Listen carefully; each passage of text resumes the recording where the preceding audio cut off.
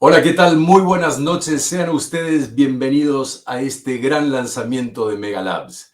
Desde ya agradecemos a todos los profesionales médicos conectados. Estamos muy contentos con su participación. Está siendo muy buena la convocatoria y como siempre agradecemos también su confianza. Somos muy afortunados porque hoy contamos con la presencia de la doctora Argelia Lara Solares, quien será la encargada de comentarles en su ponencia todos los detalles sobre Uveya, un producto de gran innovación en su forma farmacéutica, eficaz y seguro. No hay otro igual en el mercado farmacéutico mexicano. Y quisiera contarles que durante la presentación estará a su disposición el chat donde podrán escribir las preguntas que al finalizar podrá contestar la doctora Solares. Luego de la presentación entonces contaremos con un breve Q&A. Al finalizar el mismo, podrán acceder al salón de exposiciones e ingresar en el stand Alivio del Dolor, donde encontrarán aún más información, literaturas y materiales descargables, así como también la posibilidad de concertar ahí mismo reuniones con los contactos comerciales, quienes estarán disponibles desde este momento, o bien escribirles un mail para poder coordinar en otras fechas. Entonces, no me queda más que recordarles el eslogan de esta innovadora marca. Sin dolor, la vida es más bella, con Uveya. Ahora sí, dicho esto, solicito entonces a la señora directora que por favor coloque la placa de presentación de la doctora Solares. La doctora Argelia Lara Solares es egresada de la Facultad de Medicina de la Universidad Autónoma de México, la UNAM. Es especialista en anestesiología. Tiene un posgrado en Clínica del Dolor del Instituto Nacional de Ciencias Médicas y Nutrición Salvador Subirán. Ella es Fellow en Dolor Oncológico en el Hospital Gregorio Marañón de Madrid, España, y estancia en el MD Anderson Cancer Center, Houston, Texas. Actualmente es jefe de la Clínica del Dolor del Instituto Nacional de Ciencias Médicas y Nutrición Salvador Subirán de la Ciudad de México. Adelante, doctora, por favor.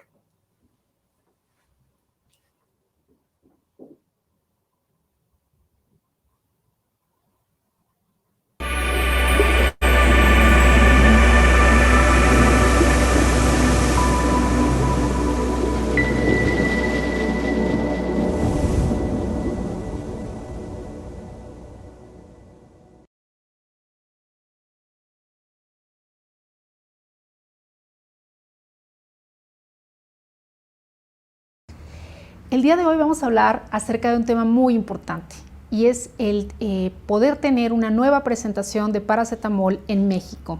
Así que vamos a hablar de esta innovación farmacéutica.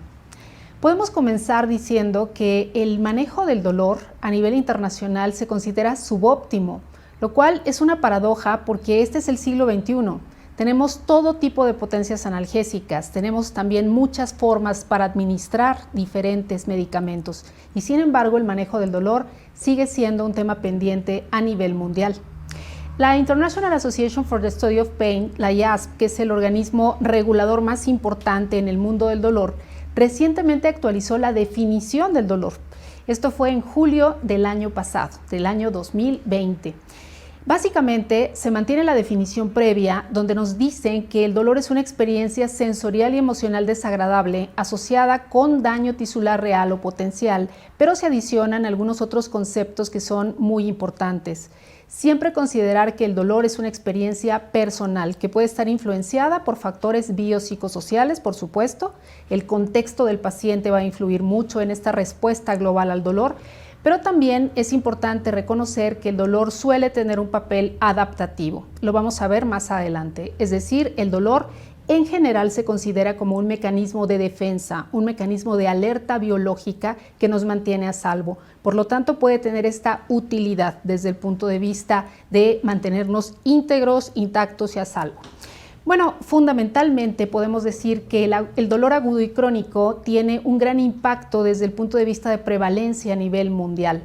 Se estima que entre el 10 y hasta el 55% de los adultos tienen o tendrán alguna forma de dolor en algún momento de su vida.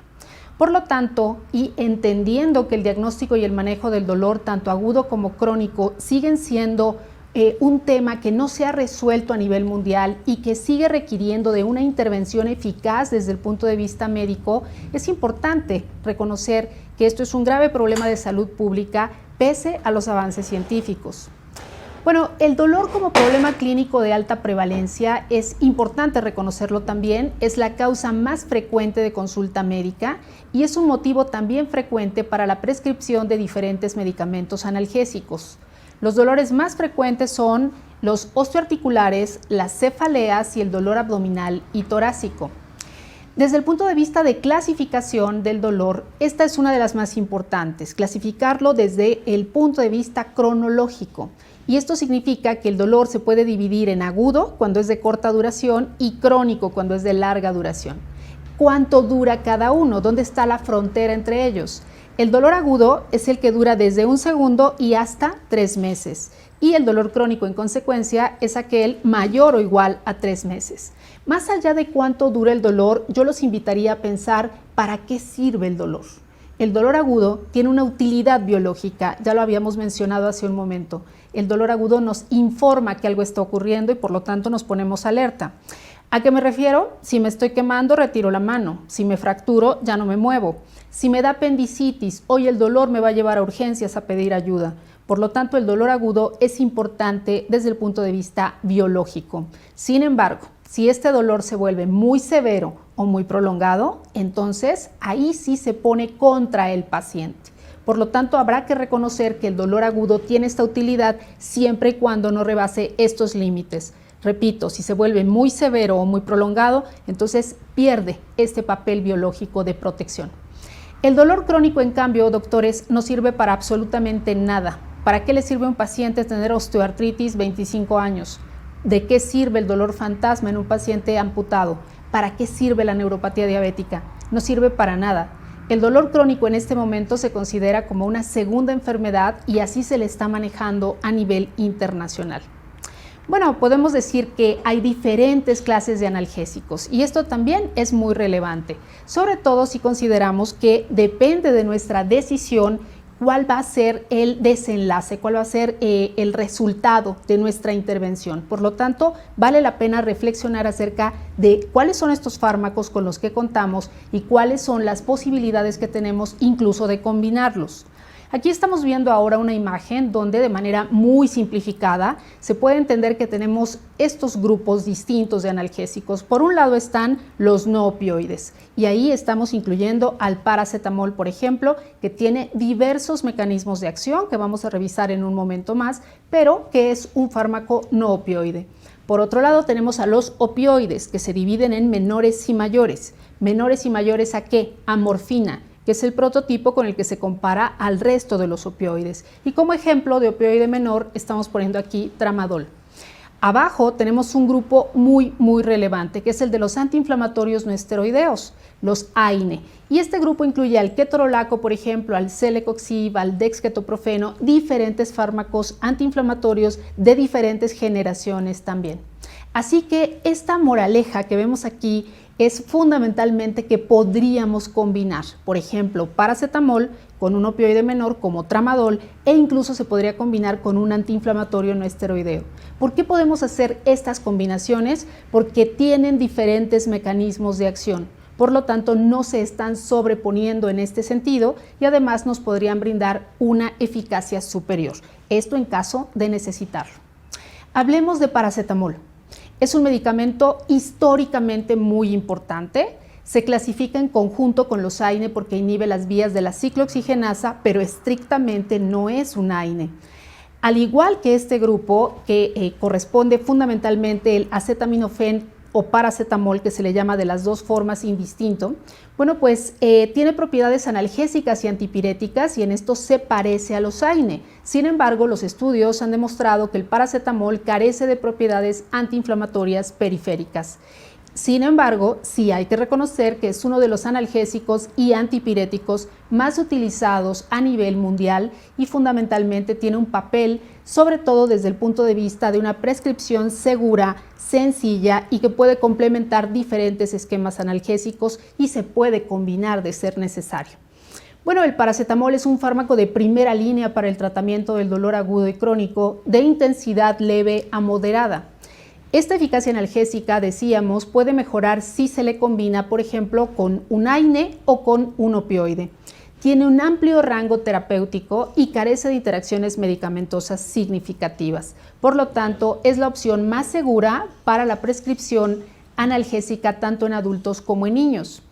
Desde el punto de vista de eficacia, bueno, el paracetamol alivia el dolor de forma rápida y eficaz y está indicado, como todos sabemos, para el alivio sintomático de las cefaleas, del dolor dental, muscular, de espalda baja, de leve a moderado y en estados febriles. Es la primera línea a nivel mundial. Está aprobado en adultos y en niños, lo cual nos habla de su gran margen de seguridad. ¿Desde cuándo usamos paracetamol? Bueno, pues aquí pueden ver ustedes la línea del tiempo. 1880, sí, voy a repetir, 1880. En este año se inició el uso clínico de paracetamol. Me parece que esto ya es un dato súper importante para entender cómo paracetamol ha superado la prueba del tiempo y lo tenemos en la actualidad como un medicamento muy importante porque su eficacia y su seguridad avalan el uso de este fármaco a largo plazo o de manera ocasional cuando haga falta. Bueno, en el año 1950 fue aprobado por primera vez por la FDA en Estados Unidos, la Food and Drug Administration. En el año 2010 fue aprobada la presentación intravenosa para el tratamiento del dolor y la fiebre. Para el año 2017 la FDA amplió esta indicación antipirética, que también sabemos que es importantísima, e incluso se pudo incorporar esta indicación hasta en recién nacidos prematuros de 32 semanas de gestación. Una vez más, esto habla de la gran seguridad de este medicamento. Actualmente, año 2021, está aprobado para dolor agudo y crónico, de leve a moderado y fiebre, por supuesto. ¿Cuáles son los mecanismos de acción de paracetamol? Tiene más de 8 mecanismos descritos. Aquí vamos a mencionar los más importantes. Aunque no tenemos un mecanismo exacto y preciso de acción, sí se han identificado los posibles efectos a partir de los cuales paracetamol nos da esta eficacia analgésica y antipirética. Número 1, a nivel central, las prostaglandinas, que fundamentalmente tienen un papel a ese nivel cuando consideramos que tienen una regulación tanto del dolor como de la fiebre, bueno, pues se ven inhibidas por paracetamol. En segundo lugar, paracetamol puede afectar la activación de la beta-endorfina de forma central, de tal manera que también tiene estos otros efectos donde pareciera tener un perfil similar al de los opioides en este punto en concreto, actuando sobre las beta-endorfinas. En menor grado, y es el número 3, bloquea la generación del impulso doloroso a nivel periférico. Y en cuarto lugar, la acción antitérmica está relacionada con la inhibición de la síntesis de prostaglandina en el hipotálamo, en el órgano coordinador de la termorregulación. Como quinto mecanismo de acción, en teoría el paracetamol inhibe una variante de COX-1 que también se ha llamado COX-3. Sin embargo, bueno, pues estudios posteriores han visto que no tiene una relevancia clínica tan importante COX-3 y se le considera fundamentalmente un subtipo de COX-1. El sexto mecanismo de acción es que se cree que la reducción de la actividad de la vía de COX de ciclooxigenasa inhibe la síntesis de prostaglandinas a nivel del sistema nervioso central, lo cual le da también esta capacidad de regular tanto el dolor como la fiebre. Número 7, sus propiedades analgésicas pueden deberse al efecto estimulante sobre las vías serotoninérgicas descendentes en el sistema nervioso central. Y por último, pero no menos importante, el octavo mecanismo de acción, se ha sugerido que el paracetamol o alguno de sus metabolitos puede activar el sistema cannabinoide, sí doctores, cannabinoide, y esto por supuesto contribuye a la eficacia analgésica. Como hemos podido ver, paracetamol tiene diferentes cualidades que lo hace un medicamento único. No es gratuito que lo estemos utilizando desde hace más de un siglo. Hablando de farmacocinética clínica, la absorción. Paracetamol por vía oral tiene una rápida absorción, teniendo una Tmax, que es este pico plasmático inicial donde el paciente ya comienza a notar una acción importante analgésica o antipirética, según el objetivo que se tenga. La Tmax está en los primeros 30 minutos y en algunos casos como máximo hasta 120 minutos. Tiene una excelente biodisponibilidad oral. Si se acuerdan ustedes, biodisponibilidad en términos muy simplificados sería como decir de esta tableta que me voy a tomar, o de esta solución oral que me voy a tomar, ¿cuánto se va a aprovechar? Bueno, pues la biodisponibilidad es del 75 al 85% en dosis inicial y posteriormente puede mejorar en dosis repetidas. La distribución se une a proteínas plasmáticas al 10%, lo cual es muy buena noticia, porque entonces tiene bajo potencial de interacciones farmacológicas. Se distribuye ampliamente en la mayoría de los tejidos corporales, excepto la grasa, y cruza la barrera hematoencefálica. El metabolismo. Fundamentalmente se metaboliza en el hígado hasta en un 95% e implica 3 vías separadas. Una es la glucuronidación, otra es la conjugación de sulfato y finalmente la oxidación del citocromo P450. La excreción se excreta principalmente por la orina como conjugado de glucurónido 40 a 65% y como metabolito de sulfato 35% aproximadamente. Menos del 5% se excreta como fármaco inalterado. ¿Qué hay de su uso en el embarazo? Que esta es una pregunta muy importante. Se considera una categoría B por la FDA. Significa que no hay evidencia de riesgo en los estudios hasta el momento. Y desde el punto de vista de esta agencia antidopaje, que bueno, pues ahora que por ejemplo hay una competencia olímpica o en cualquier momento si tenemos que atender a una persona que se dedique profesionalmente como estos atletas de alto rendimiento, no pueden recibir cualquier sustancia. La buena noticia es que paracetamol no está en la lista de sustancias prohibidas. Existen diferentes formas de presentación para administrar paracetamol. Esto significa que puede haber tabletas, puede haber solución oral, puede haber también solución inyectable. Vamos a hablar acerca de la vía oral. Aquí podemos ver una curva de concentración plasmática donde se ve la comparación entre paracetamol de liberación inmediata contra liberación prolongada. Y podemos ver cómo, aquí tienen ustedes la gráfica, cómo en esta curva, donde en las primeras 2 horas se evalúa desde el punto de vista farmacocinético cómo se comportan ambas soluciones, se puede ver perfectamente que hay una concentración plasmática mayor en la liberación inmediata, se consigue este efecto en menos tiempo y esto repercute en la potencia y rapidez terapéuticas. La liberación inmediata en esta curva está marcada con esta línea verde. Ustedes pueden ver como mucho más rápido que el comparador, que es la liberación prolongada, que está en esta línea violeta. Mucho más rápido la solución alcanza este pico plasmático y luego lo sostiene. Así que evidentemente la liberación inmediata nos puede dar esta ventaja. Desde el punto de vista de metabolismo, aquí tenemos al paracetamol y podemos ver cómo hay diferentes vías por las cuales el medicamento se metaboliza. Así que está la glucuronidación, la sulfatación y luego tenemos también esta otra vía importantísima donde participa este tipo de secuencia bioquímica con este metabolito llamado NAPQI, que es N-acetil-benzoquinoneimina, que requiere del glutatión para poder ser eliminado y entonces se convierte en metabolitos no tóxicos. ¿Cuáles son las indicaciones de paracetamol? Bueno, número 1, es el analgésico más utilizado en el mundo, aprobado por la FDA desde el año 1950. Está indicado para dolor leve a moderado y además está indicado en artralgias, en dolor dental, dismenorrea, fiebre, dolores como cefalea, migraña, dolor musculoesquelético, mialgias, osteoartritis e incluso en dolor severo cuando se le combina con otro medicamento. Así que en monoterapia puede ser muy eficaz para dolor leve a moderado y en severo puede ser un excelente adyuvante de otro tipo de fármacos. Y está aprobado para condiciones clínicas como dolor agudo, dolor lumbar, osteoartritis degenerativa, artritis reumatoide e incluso espondilitis anquilosante, acompañando por supuesto al manejo de estas entidades con el tratamiento reumatológico correspondiente. Paracetamol tiene una gran eficacia analgésica y antipirética. Es eficaz en dolor agudo y crónico y se prefiere a los antiinflamatorios no esteroideos, principalmente porque tiene menos efectos hematológicos, gastrointestinales y renales. El paracetamol es el analgésico y antipirético preferido para pacientes donde la aspirina, por ejemplo, el ácido acetilsalicílico, está contraindicada y en aquellos que tengan enfermedad renal subyacente. Diferentes asociaciones recomiendan como fármaco de primera línea el paracetamol. Es el caso de la American Lung Association, que ha recomendado al paracetamol como manejo de primera línea para dolores asociados con cuadros gripales, por ejemplo.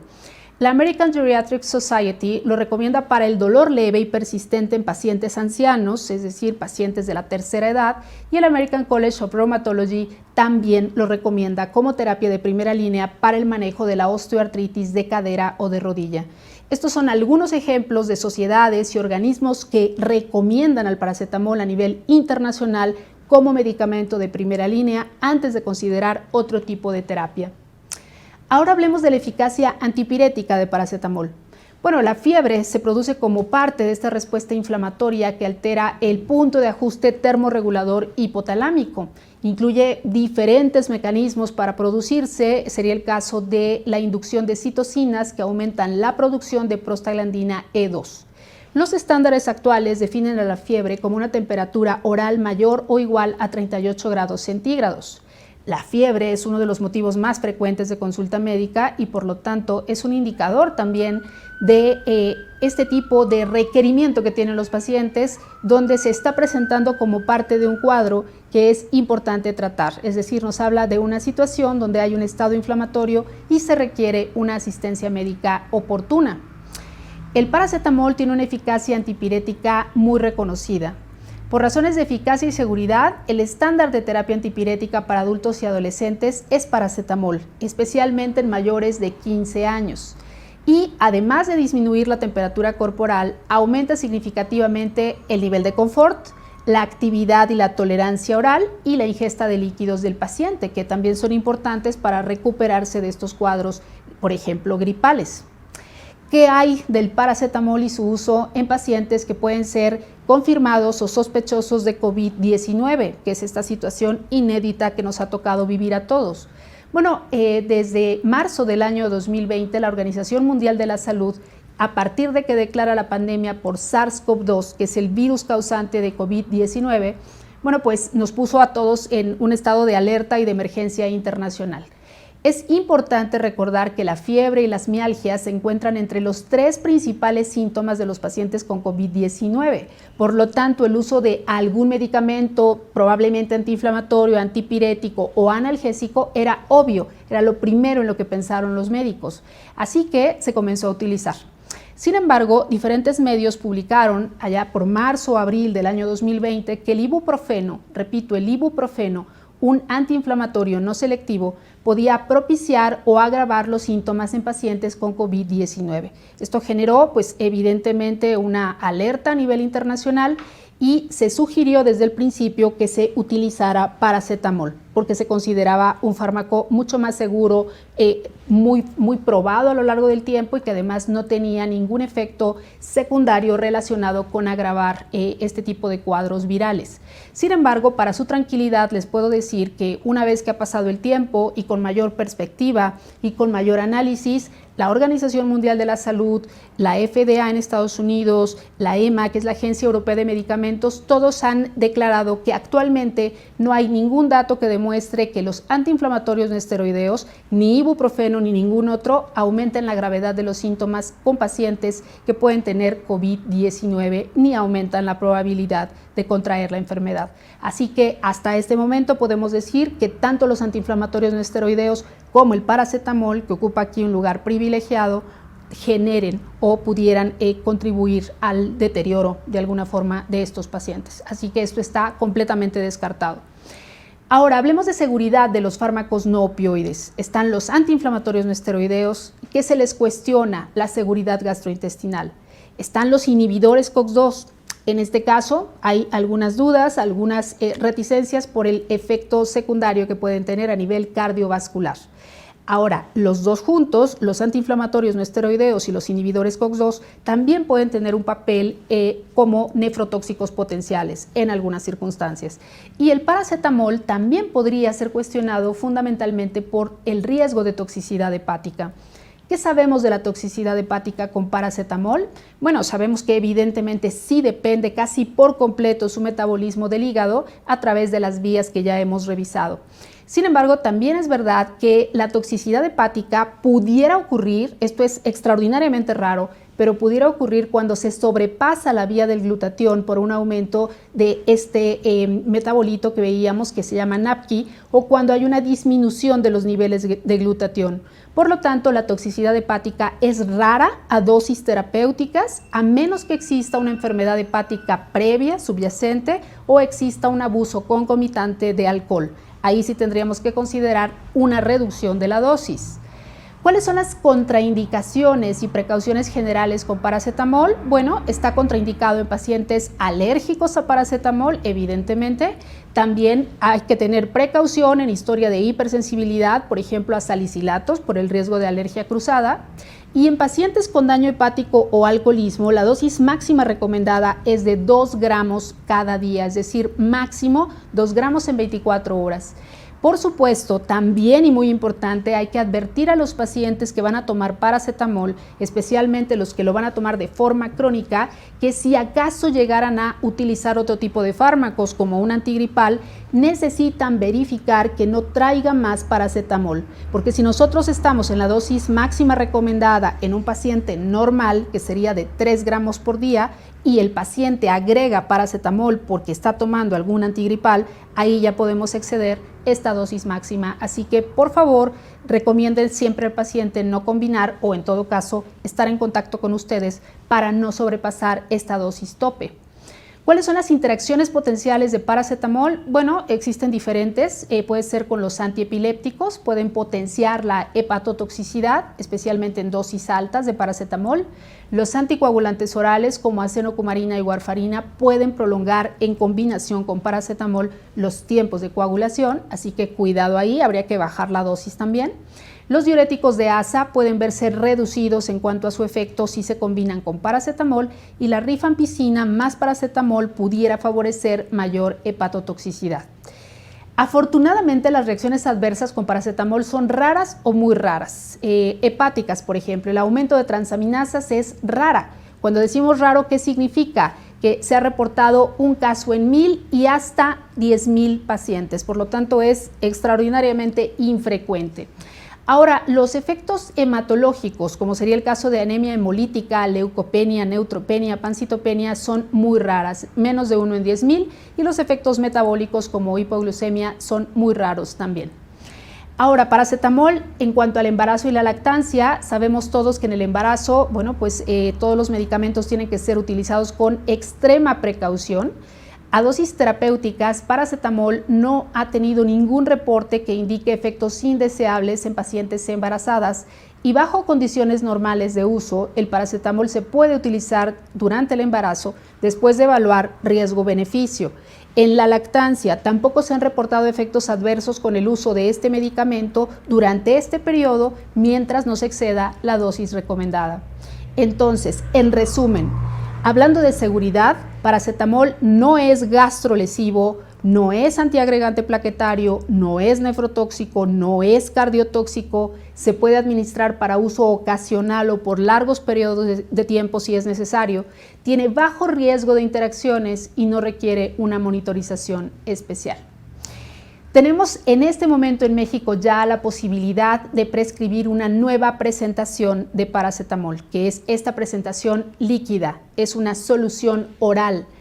Viene en sobres de 1 gramo y tiene una presentación de 100 miligramos por mililitro, por lo tanto son 10 mililitros que componen 1 gramo y esta es la dosis que administramos a los pacientes. La caja tiene 20 sobres.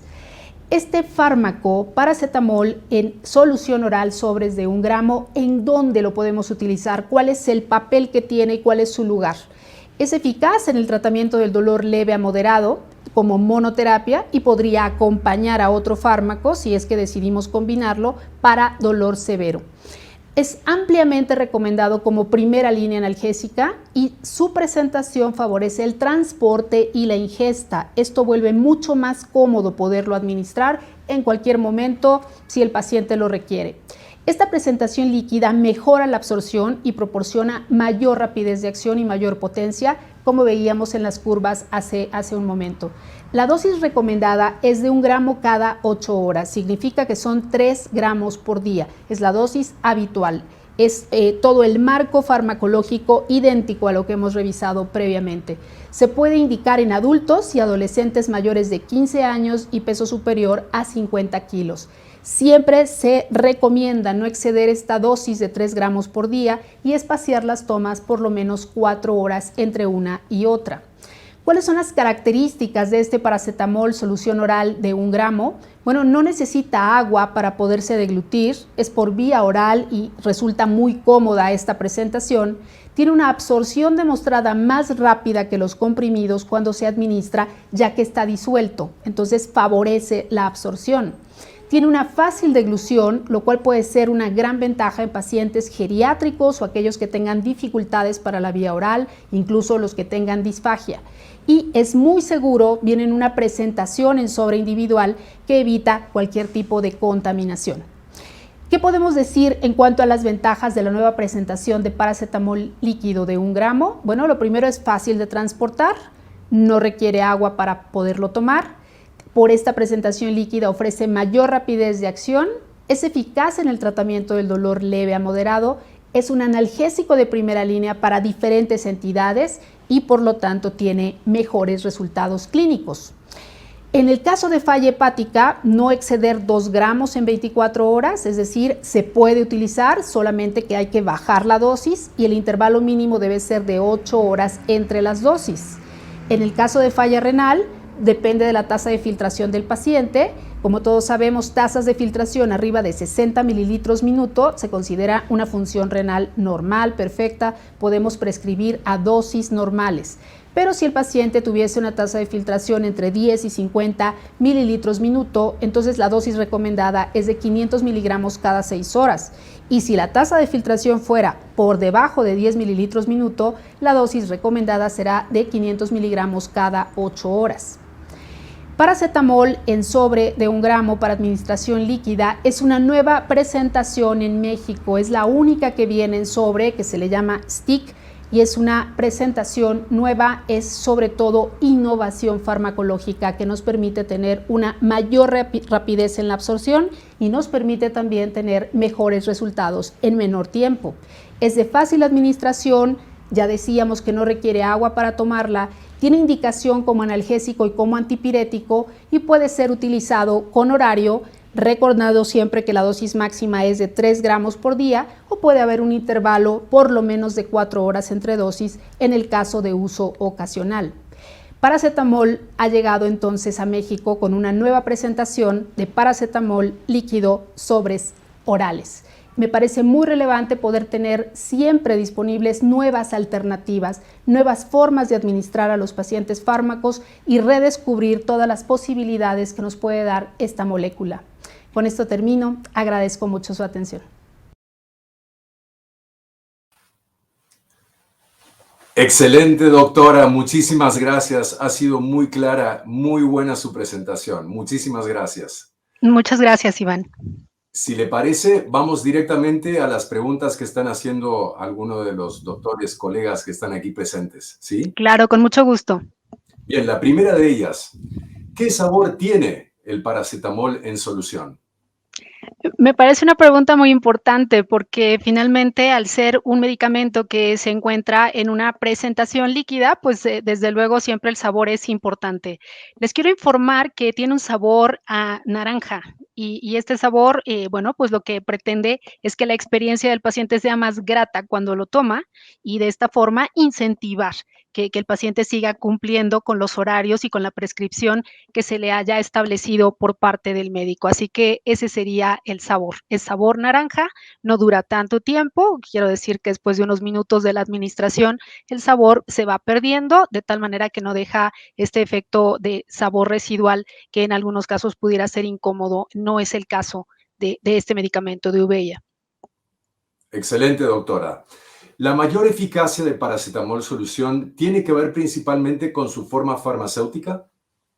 Sí, efectivamente, como veíamos al principio en esta curva donde se mostraba la cinética de dos formas diferentes de paracetamol, una de ellas era liberación prolongada y la otra es liberación inmediata en su formato líquido, que sería justamente la molécula que estamos revisando en este momento.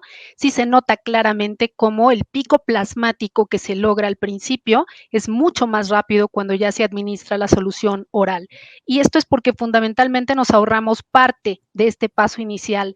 Después de la deglución, tiene que llegar y disolverse la molécula en cuestión. Si fuera una tableta, por ejemplo, se tiene que disolver y esto fundamentalmente podría demorar hasta cierto punto la absorción. Si ya el paciente la recibe en forma líquida, esto nos ahorra un tiempo muy valioso, porque además si nos urge controlar el dolor, que normalmente así es, que lo que queremos es que se controle en un breve periodo de tiempo, esto desde luego puede ayudar a que el pico plasmático y por lo tanto el efecto máximo, que se llama Tmax en términos farmacocinéticos, se logre mucho más rápido. Así que sí hay una diferencia fundamental en este sentido, de tal manera que se ve mucho más favorable el poder recibir un medicamento por medio de este tipo de medicación, es decir, por medio de una solución líquida para que esto sea mucho más rápido. Muy claro, doctora. Claramente es una gran innovación. La próxima pregunta. ¿Qué función tendría utilizar paracetamol 1 gramo bajo el concepto de analgesia multimodal que mencionó en su exposición? Sí, en la actualidad hablar de analgesia multimodal, podemos decir que, bueno, es lo de hoy. Estos modelos multimodales lo que pretenden es podernos dar alternativas. Significa que si un paciente puede controlarse el dolor, por ejemplo, con un solo medicamento, sería el caso de dolor leve a moderado, podríamos intentar básicamente con paracetamol como monoterapia. Pero si en algún caso ya el dolor se convierte en moderado y tiende a ser severo o se espera severo desde el principio, por ejemplo, en un posoperatorio inmediato, pero queremos intentar reducir las dosis de otros medicamentos en combinación, sería el caso de opioides, por ejemplo, o de antiinflamatorios no esteroideos, perfectamente puede convivir paracetamol con estos otros grupos farmacéuticos. Aquí lo importante es que no se repita mecanismo de acción. Por eso a este tipo de estrategias se le llama analgesia multimodal o multimecanística. Significa que combinamos diferentes mecanismos de acción para lograr un efecto aditivo, es decir, sumatorio, pero en algunos casos incluso sinérgico, es decir, de multiplicación del efecto. Así que el modelo multimodal es muy utilizado en la actualidad, sobre todo porque es un planteamiento muy inteligente. La idea es mantener dosis individuales bajas de cada molécula, pero lograr un efecto de sumación o de multiplicación y por lo tanto tenemos una mayor eficacia analgésica con dosis pequeñas y como siempre nos mantenemos con estas dosis bajas, los efectos secundarios también se espera que sean menores. Así que ese es el paradigma que se está utilizando en la actualidad y paracetamol sin ninguna duda forma parte de estos esquemas, tanto en modelos agudos como crónicos. En modelos agudos, por ejemplo, en dolor perioperatorio se utiliza de forma rutinaria y en modelos crónicos para dolor musculoesquelético e incluso para dolor oncológico, que es un gran reto terapéutico, se puede utilizar paracetamol en combinación con otros medicamentos para poder lograr este efecto sinérgico. Muchísimas gracias, doctora. ¿Esta presentación en solución se toma directamente o se tiene que diluir en agua? Creo que lo mencionó en la presentación, pero vamos a refrescarlo entonces para alguien que está preguntando esto.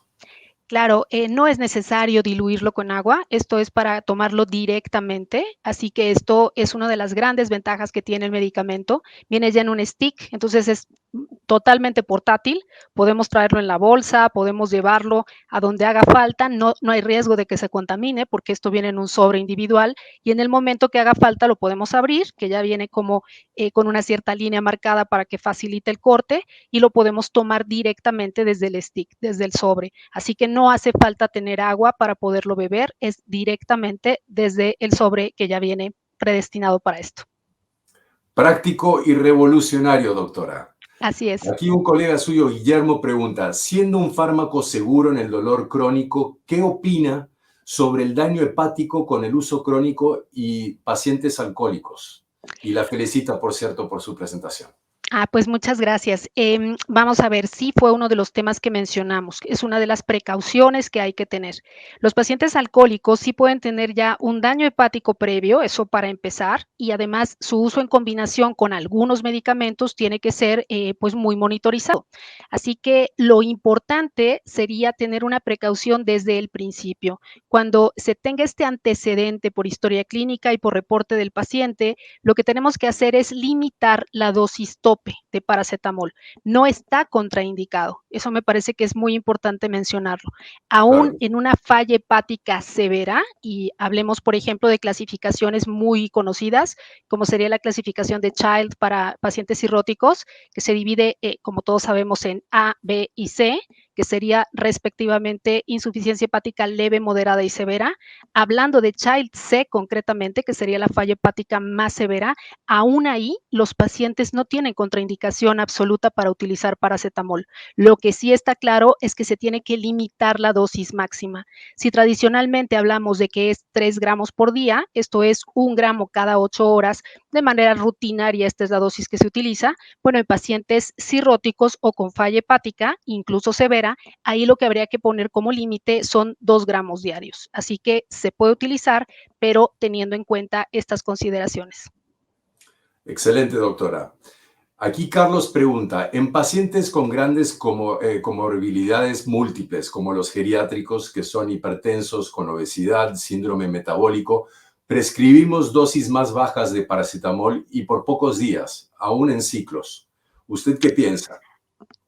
Yo lo que le diría al colega, y me parece una pregunta muy pertinente, porque efectivamente el grupo de pacientes geriátricos son, bueno, pues de los que más llegan a requerir analgesia por diferentes circunstancias, justamente en uso crónico, por diferentes comorbilidades y situaciones, como podrían ser desde la clásica osteoartritis degenerativa, lumbalgia crónica, patologías de otro tipo, como podrían ser, por ejemplo, ya decíamos, algunas oncológicas, donde habrá que dar tratamiento combinado, pero sí, efectivamente, en estos pacientes hay que tener precauciones. Sin embargo, yo le diría al colega que solo que tenga falla orgánica esta persona, necesitaríamos restringir la dosis del medicamento, como ya se comentaba hace un momento.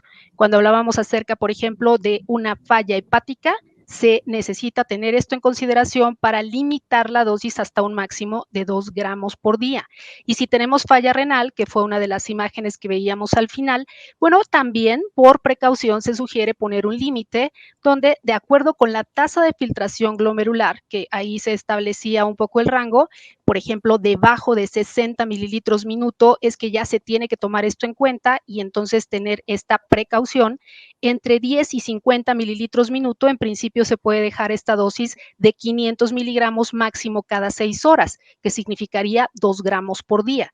Y si la tasa de filtración está todavía más comprometida, esto es debajo de 10 mililitros minuto, estos son pacientes ya directamente en hemodiálisis. Bueno, en este caso también se puede administrar, pero aquí la dosis tendría que ser máximo de 500 miligramos cada 8 horas, es decir, 1.5 gramos por día. Entonces, la respuesta es, se puede utilizar, aún en pacientes con grandes comorbilidades, como podría ser falla hepática, falla renal, incluso en estos estadiajes severos, sin embargo, sí con la precaución de limitar la dosis tope.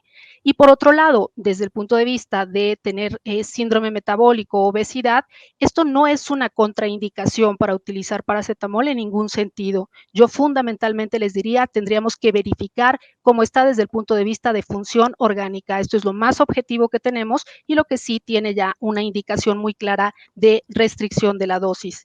Y por otro lado, también me parece oportuno comentar acerca de esto que nos decía el doctor sobre el tiempo mínimo necesario. Muchas veces yo escucho hablar de esto.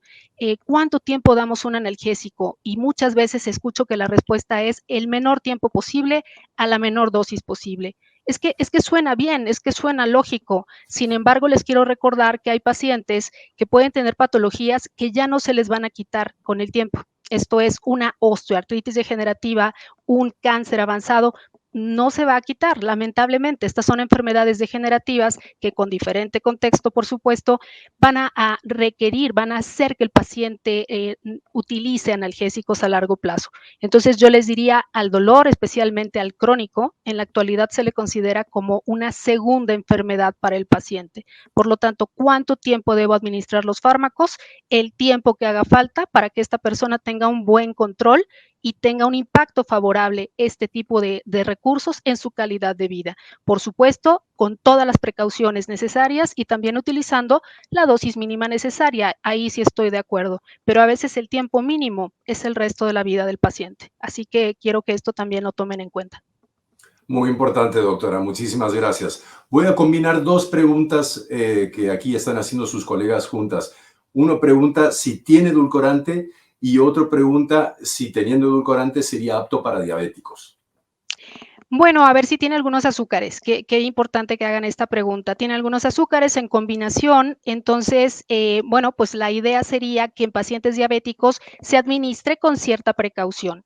Esto no significa tampoco que esté contraindicado, significa que, bueno, pues como un parámetro que tendría que vigilar el médico, sí sería el impacto que pueda tener sobre la curva de glucosa, pero en realidad no es un contenido que preocupe excesivamente y sin embargo esto sí tiene que quedar como bajo el criterio del médico. En pacientes diabéticos, repito, no está contraindicado, se puede utilizar, pero sí tendremos que monitorizar el efecto a largo plazo, sobre todo en consumo crónico y con horarios fijos.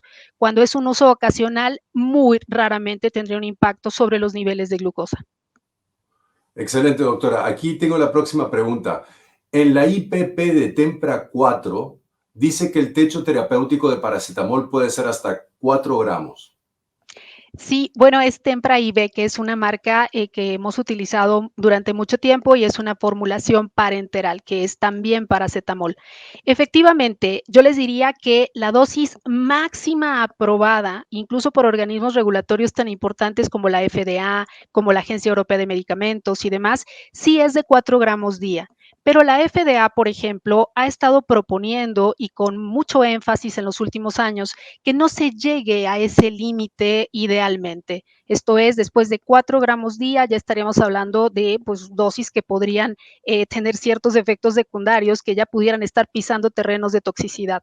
Entonces, lo que se sugiere es no estar tan en ese límite, sino mantenernos en este rango que se ha demostrado como muy eficaz y muy seguro, que es el rango hasta un máximo de 3 gramos por día, dividido en diferentes tomas de acuerdo con el objetivo terapéutico y con la circunstancia clínica del paciente, como ya decíamos. Entonces, generalmente no es necesario llegar hasta estos 4 gramos día.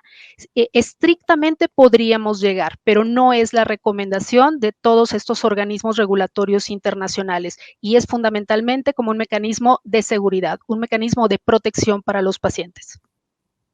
Entiendo. Aquí Jocelyn Islas Luna pregunta si se puede administrar por SOG. SOG, me imagino que será sonda orogástrica o nasogástrica. Es una excelente pregunta, porque efectivamente se puede administrar por medio de este tipo de dispositivos y también se podría administrar por una sonda de gastrostomía.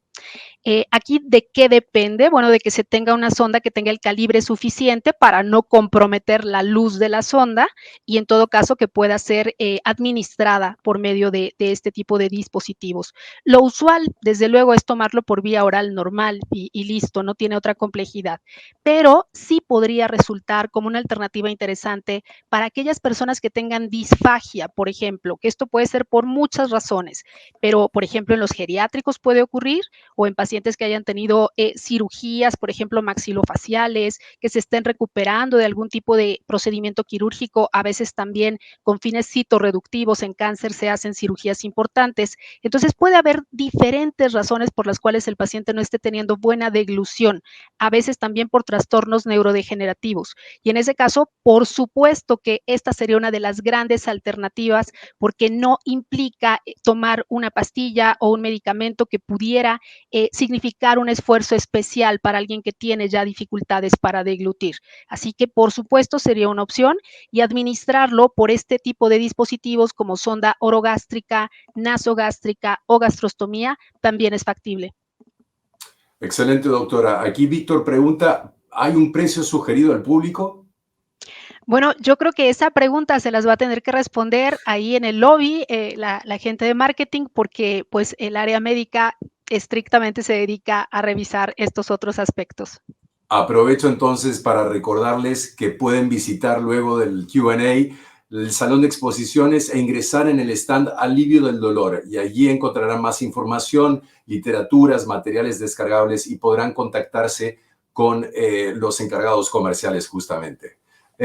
Aquí voy con otra pregunta de José Luis Ortiz García y le pide, doctora, su opinión de paracetamol en embarazadas al ser B3 con un gramo cada 8 horas. Pregunta si usted lo recomienda.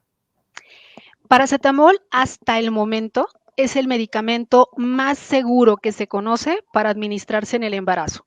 Y con todo y eso, una vez más, la FDA, por ejemplo, que está revisando todas estas clasificaciones en los últimos años acerca de seguridad en embarazo y en lactancia, bueno, pues lo ha colocado en categoría B. Y eso significa que es un medicamento que no ha demostrado tener efectos secundarios en poblaciones que incluyen, desde luego, modelos animales, pero también en humanos, y me parece que la prueba del tiempo así lo confirma. Paracetamol es de los medicamentos que más confianza se tiene para prescribir durante el embarazo y esto evidentemente ha sido así por décadas sin haberse evidenciado nunca un efecto negativo deletéreo para el producto materno-fetal.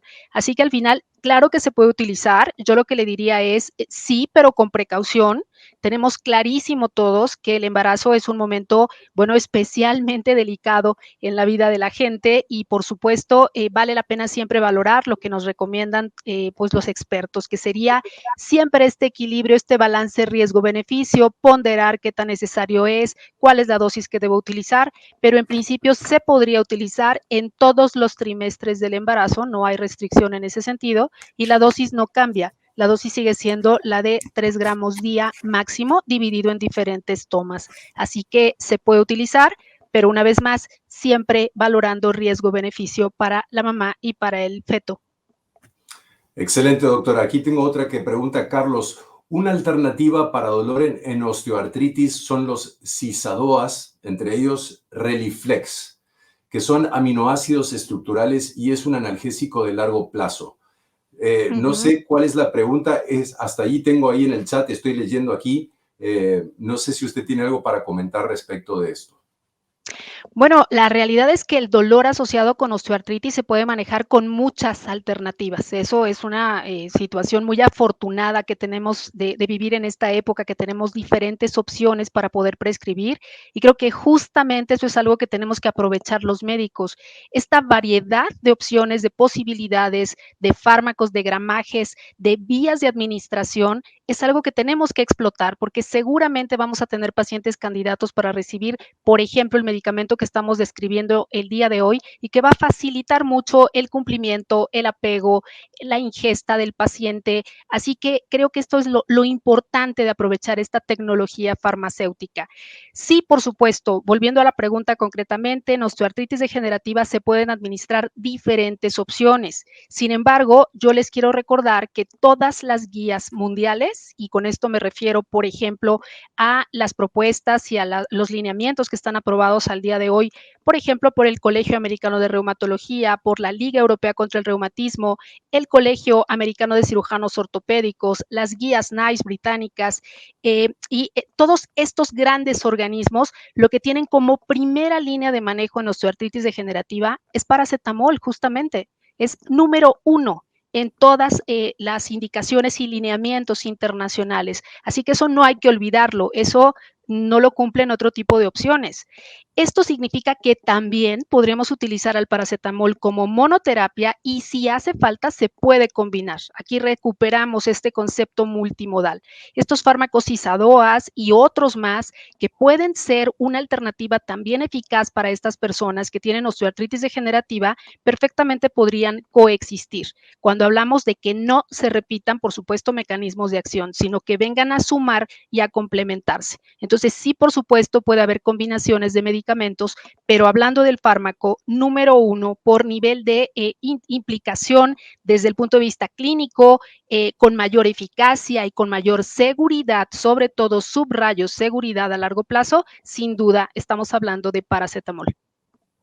Excelente, doctora. Usted lo mencionó durante su ponencia, que también se puede usar en niños. Alguien estaba preguntando a partir de qué edad puede utilizarse. Bueno, oficialmente podría ser a partir de los 15 años de edad y bueno, en adultos, por supuesto. Para niños menores, esto ya desde luego no está dentro de la IPP oficial. Esto habrá que valorarlo, cada médico tendrá que tomar la decisión. Me refiero sobre todo a que en edades menores, aún así hay quien ya cumple con algún criterio de peso que se asemeja al de un adulto, pero oficialmente sería de 15 años en adelante. Excelente, doctora. ¿Se sabe a partir de cuándo va a estar ya disponible en México en el mercado? Bueno, que yo sepa desde ya, así que una vez más creo que en el kiosco comercial nos podrán dar más información, pero estamos ávidos, estamos de verdad con una gran expectativa, todos los que nos dedicamos al manejo del dolor, que en realidad somos todos los médicos, dado que al final, bueno, pues la consulta médica número uno en el mundo es buscando un alivio de diferentes formas de dolor. Así que estoy segura que para muchos colegas va a significar un gran cambio, un antes y un después en el tema de poder dar analgesia eficaz y segura con paracetamol. Excelente, doctora. Bueno, quiero aprovechar para comentarle que su ponencia ha sido un éxito. Hemos tenido más de 200 conexiones, así que ya ve que ha sido mucha la gente interesada en este gran lanzamiento. Y vuelvo a recordarles que si van al stand en el salón de exposiciones, ahí encontrarán el stand que se llama Alivio del Dolor, toda esta información y podrán concertar citas con los encargados comerciales para justamente saber todas estas cuestiones de los precios y cuándo y dónde se puede conseguir, ¿sí? Alguien más también preguntaba si esta plática se puede ver nuevamente. Bueno, efectivamente está on demand, ingresando los 365 días del año. Pueden ingresar al campus de Megalabs y allí estará ingresando con la misma contraseña con la que han ingresado hoy. Aquí le voy a preguntar a la directora si nos quedó alguna otra pregunta. Ahí tengo una. A ver, buenas noches. Sinergia con paracetamol, tramadol y etoricoxib. ¿Hay alguna limitante en duración del tratamiento? Me parece una pregunta muy buena porque tiene que ver con el modelo multimodal del que hemos estado hablando. Vamos a ver, paracetamol no tiene un tiempo límite de uso. Esto fundamentalmente tendrá que ser de acuerdo al criterio del médico, según esté obteniendo la respuesta que busca o no. Y en ese caso podría combinar con otros fármacos. Tramadol, por ejemplo, tampoco tiene un tiempo máximo de administración. Se puede administrar por largos periodos de tiempo. Y etoricoxib, que es un inhibidor COX-2, bueno, este sí pudiera tener algún límite en el tiempo, sobre todo considerando estudios publicados, es decir, bajo monitorización estrecha. Etoricoxib depende de cuál de las presentaciones, porque ahí tenemos 3 presentaciones distintas, que serían 120 miligramos para dolor agudo y otras 2 presentaciones adicionales para dolor crónico. En principio, si utilizamos etoricoxib a dosis de 120 miligramos, ese sí no se puede utilizar por más de 7 días. Eso es lo que se recomienda, pero estoy hablando de esa molécula concretamente. Ahora, si es etoricoxib en presentaciones para dolor crónico, que serían 90 o 60 miligramos, perfectamente puede coexistir con paracetamol por largos periodos de tiempo. Hay reportes que hablan, por ejemplo, de 3 años de uso consecutivo de etoricoxib. Entonces, aquí lo que va a limitar el uso en todo caso no es paracetamol, sino que serían los acompañantes de paracetamol, y aquí ya depende de qué nivel de evidencia y de seguimiento en el tiempo y publicaciones hay de las otras moléculas. De cualquier manera, me parece que es muy buen plazo utilizar esta combinación triple, en todo caso, que sería paracetamol, tramadol y etoricoxib durante un plazo, pues hasta de 3 años. Así que esto es perfectamente compatible con la mayor parte de los pacientes. Yo les diría, por lo tanto, que claro que se puede combinar, y mientras se utilice una terapia racional, bien planificada, generalmente lo que vamos a obtener son muy buenos resultados clínicos y, una vez más, con una enorme seguridad. Muchas gracias, doctora. Aquí Víctor Manuel del Valle Cárdenas pregunta, ¿existe actualmente en combinación con naproxeno? Sí, bueno, paracetamol con naproxeno sí existe, es una presentación que hay en el mercado, no en esta presentación de stick ni líquida, sino que son tabletas. Sí existe y finalmente pues es algo que se utiliza, pero sobre todo ahí tiene un objetivo antitérmico, porque al final son dos muy buenos medicamentos que se pueden utilizar como antipiréticos. Entonces sí existe y es factible utilizarla también, sin embargo no en presentación líquida como lo que hemos presentado hoy. Clarísimo. Y aquí Lorena Pérez pregunta si se puede dividir el contenido del Sole para más de una dosis y cuánto tiempo se mantiene en buenas condiciones. Bueno, no está diseñado para dividirse en fracciones y para guardarlo un tiempo, porque ahí sí que ya perderíamos como esta garantía, pues, de esterilidad, de temperatura. La realidad es que no está diseñado de esa manera. Yo entiendo que en alguna circunstancia pudiera ocurrir, pero no tenemos un aval que nos pueda garantizar que se va a mantener en condiciones químicas de estabilidad óptima una vez que se abre el stick. Entonces yo les recomendaría que, bueno, pues una vez abierto, consideren tomarlo completo o bueno, si por alguna razón está limitada la dosis, pues habrá que valorar si se desecha. Excelente, doctora. Bueno, aprovecho para comentarle aquí, María Eugenia Aguilar dice lo siguiente, sin duda, la presencia de la doctora es garantía de excelencia. Así que Muchas quiero gracias. felicitarla, así como María Eugenia Aguilar, también la felicitamos desde Megalabs. Tengo entendido que ya están todas las preguntas, ahí estoy viendo si la directora tiene alguna otra pregunta más. Recordarles que pueden entrar al campus, volver a ver la plática en cualquier momento con su contraseña. No dejen de visitar el stand de Alivio al Dolor. Allí pueden encontrar mucho material, pueden descargar mucho material y concertar citas con los agentes comerciales. Cualquier otra duda que tengan específicamente de cuestiones comerciales las podrán resolver ahí mismo. Y también, por último, los invito a visitar el lounge donde podrán saludarse, prender la cámara y platicar entre ustedes y con la doctora seguramente. Así que bueno, desde Megalabs les damos las gracias, felicitamos a la doctora y les deseamos todo lo mejor a este gran lanzamiento de Ubeya. Sin dolor, la vida es más bella con Ubeya. Muchas gracias, muy buenas noches. Gracias, doctora. Gracias.